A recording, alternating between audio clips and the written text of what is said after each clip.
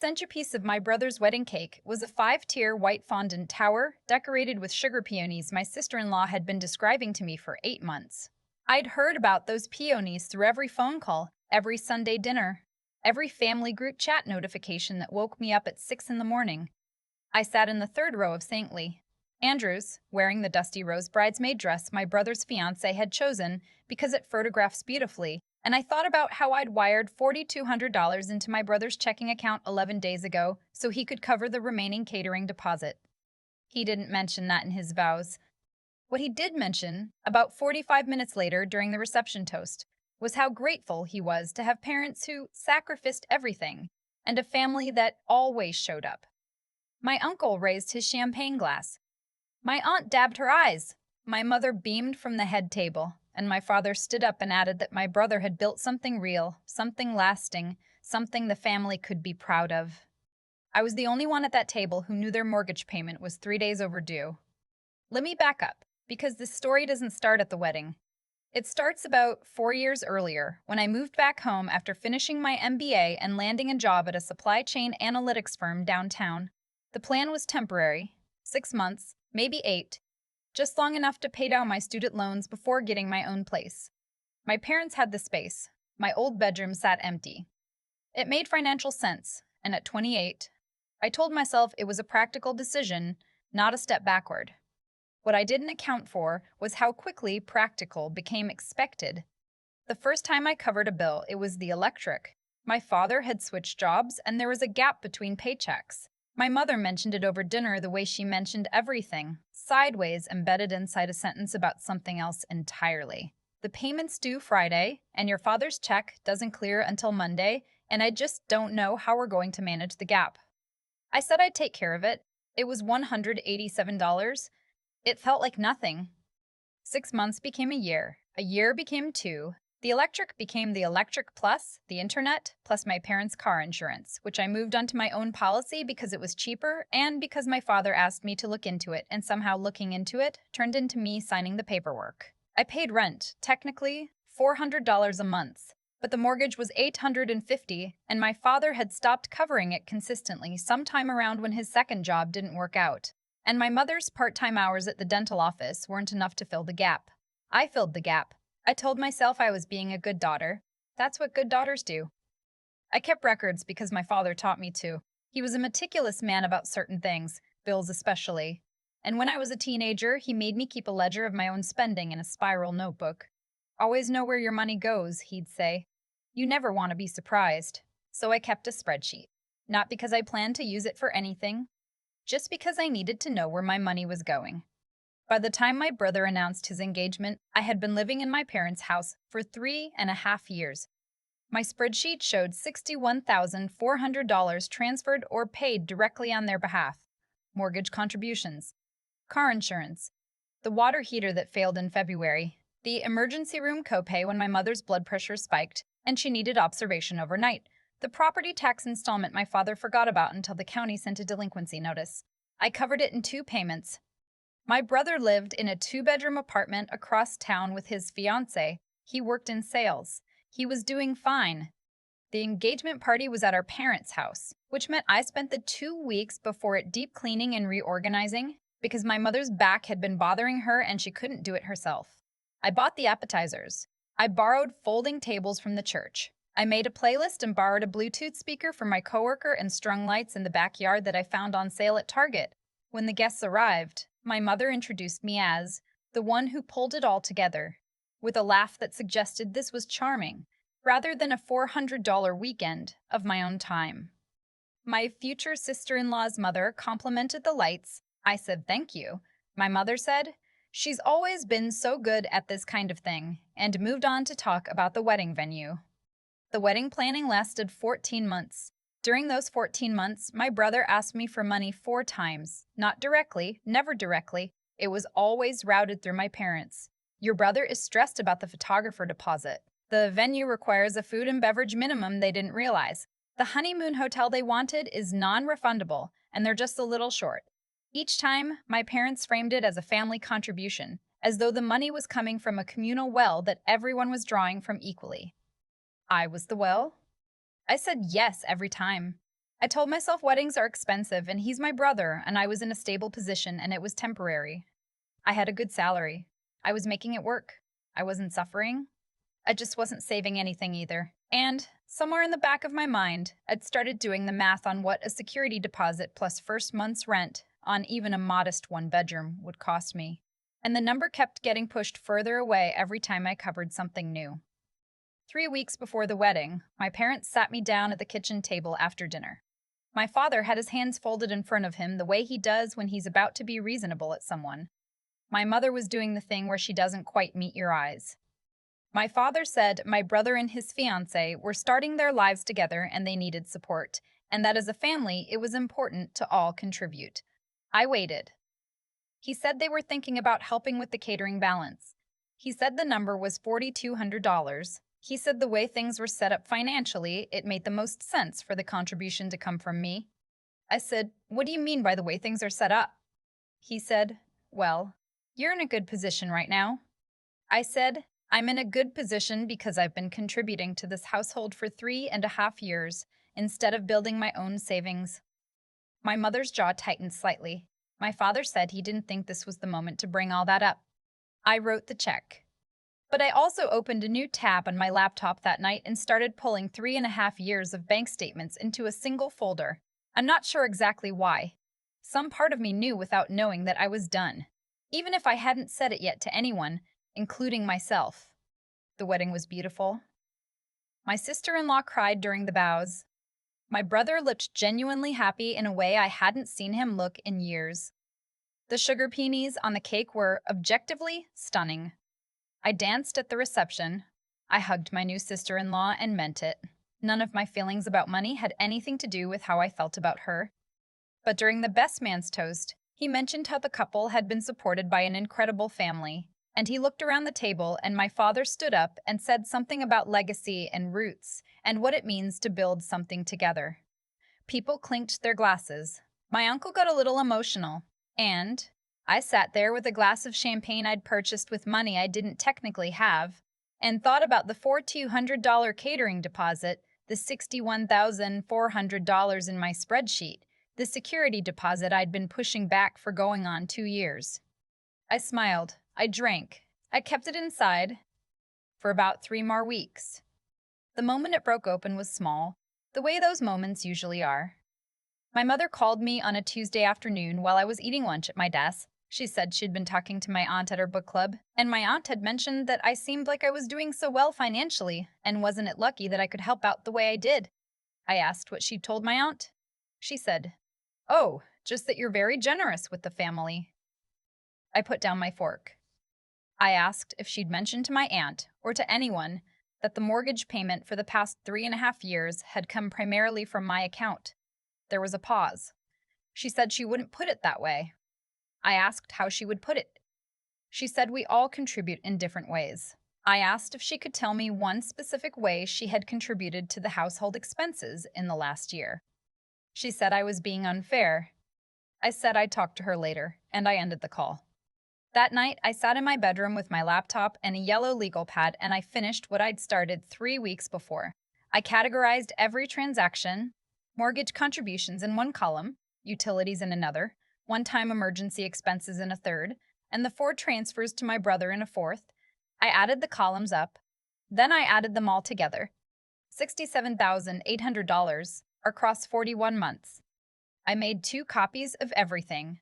One I saved to my own cloud storage. One I saved to a thumb drive I put in the inside pocket of my laptop bag. I took a photo of my spreadsheet with my phone. I'm not entirely sure what I was preparing for. Maybe I just needed it to be real in a way that lived somewhere outside my own head. I didn't blow up. I didn't make accusations at dinner. I didn't send a family group text. I just started very quietly, untangling myself. The first thing I did was open a personal checking account at a different bank, one that wasn't connected to anything family-related. My direct deposit had been going to the account I shared visibility on with my parents, not shared technically, but they'd always had the habit of asking me to check my balance on their behalf when they needed to know if a transfer had cleared, and I'd always let them because it felt petty not to. I moved my direct deposit to the new account. The car insurance was the easiest. My brother had been on my policy since I added him 2 years ago, quote, temporarily, while he and his fiancée figured out their situation. I called the insurance company and had him removed. His premium had been adding about $94 a month to my bill. The internet was in my name because I'd signed up for it when my parents' credit score had made the service provider hesitant. I called and had the billing address changed to a card that was mine alone, then told my parents the following week that I'd be moving the account into their name by the end of the month since I was planning to get my own place soon. My mother said, "Oh, are you actually doing that?" Like it was news. Like I'd never mentioned it before. I said yes. The mortgage was more complicated because I wasn't on the mortgage, I was just someone who had been paying toward it. I stopped scheduling the transfer. The first month I didn't pay, I told my father ahead of time, 3 weeks in advance, that I was pulling back my contribution because I was starting to save for my own place.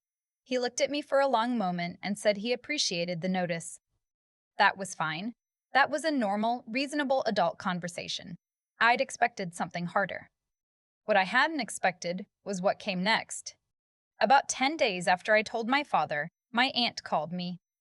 Not my mother's sister, my father's sister, the one who lives in Scottsdale and sends Christmas cards with photos of her grandchildren on a boat. She called to tell me that my parents had reached out to her, concerned, and that they'd mentioned I had pulled back from the family and was struggling with some things.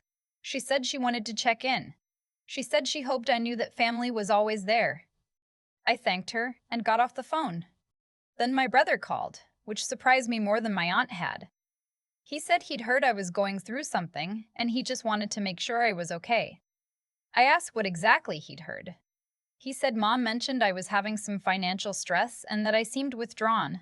I sat with that for a second, the idea that redirecting $67,800 back toward my own life was being described as financial stress. And I said I was doing well, actually, and that I was working on getting my own apartment. He said, "Oh, that's great." And then he said, "Hey, random question. Is everything okay with the insurance? I got a notice that my coverage changed." I said yes, everything was fine. I'd updated my policy. He said, "Are you saying you took me off?" I said yes. I said he was welcome to get his own policy, or his wife could add him to hers since they were married now. There was a pause, and in that pause, I heard 4 years of assumptions recalibrating in real time. He said he thought that was just a permanent arrangement. I said I understood why he thought that, and that going forward it wouldn't be. He didn't call back for 2 weeks. The version of the story my parents were telling spread through the family the way those things do, in fragments and implications, never quite direct enough to be argued with. My cousin texted me to say she'd heard I was going through a hard time, and she was there if I needed anything. My aunt's husband, who I have spoken to maybe 15 times in my entire life, sent me a Facebook message that said family is everything, and he hoped I remembered that. My mother's friend from church, who had babysat me exactly once when I was 7, called our house, and my mother apparently told her I was pulling away, and it worried her. Meanwhile, the mortgage payment was late for the first time. I know because my father called me, and his voice had a different quality than it had during our conversation 3 weeks earlier. He asked if I'd reconsidered. I said I hadn't changed my position, that I was saving for my own place and my financial priorities had shifted. He said that put them in a difficult spot. I said I understood and that I'd given him advance notice specifically so they could plan. He said a month wasn't enough time. I said that for 41 months I had been contributing without a conversation about what would happen if that stopped, and that in hindsight we probably should have had that conversation earlier. But we hadn't, and here we were. He was quiet. I said I wasn't disappearing from their lives, and I wasn't angry, but I needed to take care of myself, and that meant things had to change. He said, "After everything we've done for you." And I said, "Dad, I have a spreadsheet." It was not the most elegant thing I've ever said, but it stopped the conversation. There was one person in my family who already knew. My mother's brother, who I've called Uncle Ray since I was old enough to talk, had watched things from a distance for a while. He lived 40 minutes away and came to most family events, and he was quiet and observant in a way that people sometimes mistake for indifference. He called me the week after the conversation with my father and said, "I've seen the way things have run in that house. You're doing the right thing." I didn't cry until I hung up. Uncle Ray was the one who suggested I make sure the important people in my parents' orbit had the chance to understand the actual picture, not to humiliate anyone, not to blow up the family, just so I wasn't standing alone with the truth that everyone else was being handed in a different shape. I called the woman I'd known since childhood, my parents' neighbor for 22 years, who had keys to their house and who my parents considered close enough to family that she'd been at the wedding. I asked if I could bring her coffee one afternoon. She said, of course. I brought a manila envelope. I told her I wasn't looking to cause a scene, but that there had been some information going around about why I was pulling back from certain family contributions, and I wanted her to have accurate information. She opened the envelope. She read the spreadsheet summary in silence. She said, Honey, I had no idea. And then she said, Your parents have been telling me you've been difficult lately. I said I understood why she'd heard that. She called my mother the next day. I don't know exactly what was said, but my mother called me that evening and her voice sounded different. Tighter. She said she felt embarrassed. I said I hadn't done it to embarrass her. I said I'd done it because I was tired of being the only person who knew the whole story. The conversation with my parents, the real one, happened at their kitchen table on a Thursday evening in November. No one else was there. My father sat where he always sits. My mother had made coffee she didn't drink. I had my laptop. I didn't open it, but they could see it. My father started with, We think you've made your point. I said I didn't make any point. I said the bank records made the point. I said for 41 months I had quietly covered their mortgage, their utilities, their car insurance, and 4 separate contributions to my brother's wedding, and that during that entire time, the story being told about me to family and friends was that I was generous and lucky and doing well. Never. That I was the primary financial support of the household. My mother said she had always appreciated what I did. I said appreciation that lives in private, while a different narrative circulates in public, isn't the same as acknowledgment. My father said, What exactly do you want from us? I said I wanted them to correct the story, not dramatically, not at a family meeting, not in a group email, but the next time someone in their orbit says something about me pulling away or being difficult or struggling, I wanted them to tell the truth about what had been happening in this house for the past 3.5 years. That was my condition for rebuilding anything. My father looked at the table. My mother looked at her coffee. Neither of them said anything for a long moment. Then my mother said, We didn't see it the way you're describing. And I said, I know, but the numbers don't describe it any other way. I moved out 6 weeks later. My coworker knew someone subletting a one-bedroom in a neighborhood about 20 minutes from the office, and that meant $150 a month, available in December. I signed the lease on a Wednesday afternoon and sat on the floor of the empty apartment for about 10 minutes before I had to go pick up the keys from the super. The walls were white. The windows faced west and let in the afternoon light. There was nothing in the room that cost anyone anything except me. Uncle Ray and his wife helped me move. We drove 2 loads in his truck. His wife brought a plant she'd been growing a cutting from, which she said was very hard to kill and that I should put it somewhere with indirect light. Uncle Ray hung a curtain rod in the bedroom without being asked. At the end of the day, the 3 of us ate pizza on my new floor, out of the box because I didn't have a table yet, and I thought about how the definition of family I'd been living by for 4 years had been slowly, quietly, draining something out of me, and how being in this empty room with these 2 people felt more like home than anything had in a long time. My brother texted to say he hoped the move went well. I said thanks. It was the most honest exchange we'd had in months. My parents called on the Sunday after I moved. My father spoke first, which was unusual. He said they'd talked to a few people. He said they understood things had not been accurately represented. He said they were going to do better about that. He didn't elaborate, and I didn't push him to. Some corrections happened slowly and without fanfare, and I had learned that waiting for a dramatic acknowledgement was its own kind of trap. I said I appreciated them calling. I meant it. My savings account has a number in it now that I don't look at compulsively the way I used to check my balance before every transaction. I'm putting money into a Roth IRA for the first time. I bought a kitchen table at a secondhand shop, solid wood, 4 chairs, $28. It sits in the middle of my kitchen, and I eat breakfast at it every morning before work.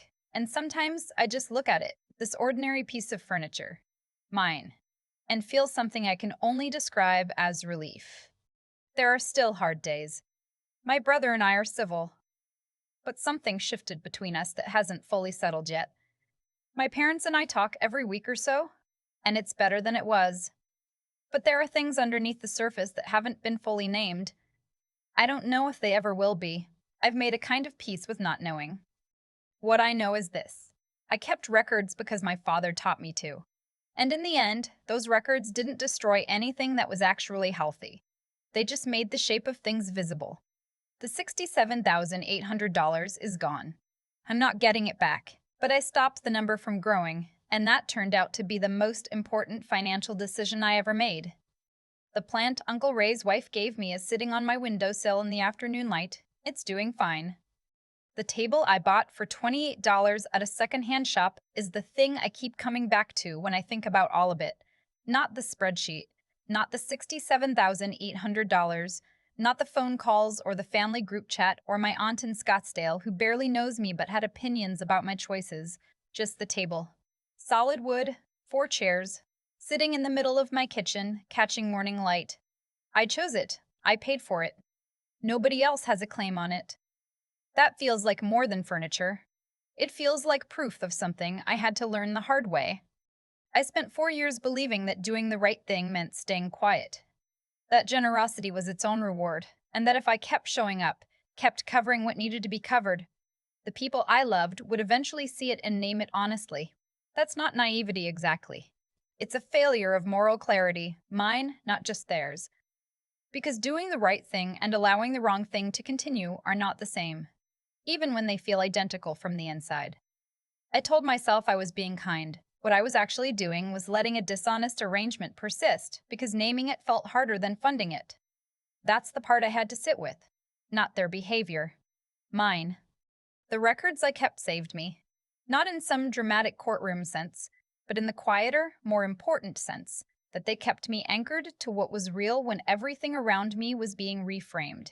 When my mother told her friends I was pulling away, when my cousin texted that she'd heard I was going through a hard time, when my father said, "After everything we've done for you," I had 41 months of data that said otherwise. Intelligence, the real kind, isn't about credentials or test scores.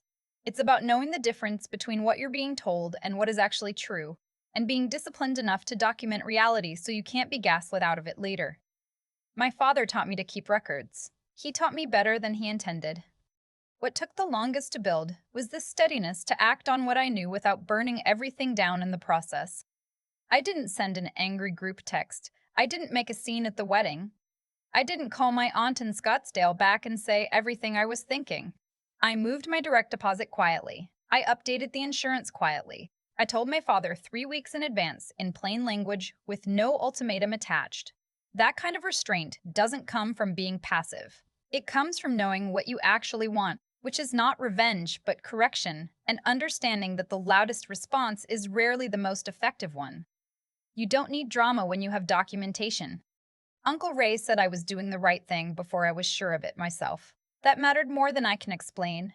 One person who knows the whole picture and says, yes, this is real, you are not imagining it. That's sometimes all the ground you need to stand on while you figure out the rest. The plant his wife gave me is on my windowsill. The table is in my kitchen. The Roth IRA exists now. And the number in my savings account goes up instead of down, slowly, month by month, in a direction that is entirely mine. That's not a small thing. That's everything.